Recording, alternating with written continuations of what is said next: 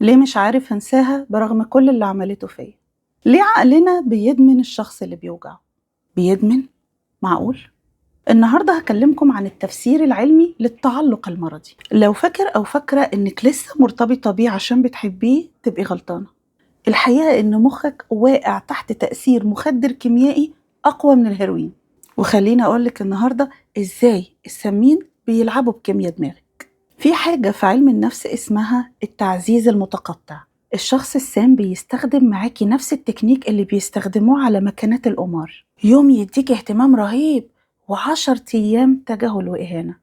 اللخبطة دي بتخلي مخك يفرز كميات رهيبة من الدوبامين في لحظة الصلح، فبتتحولي لمدمنة في اللحظة دي ومستعدة تستحملي أي إهانة في سبيل إنك توصلي للشعور ده تاني.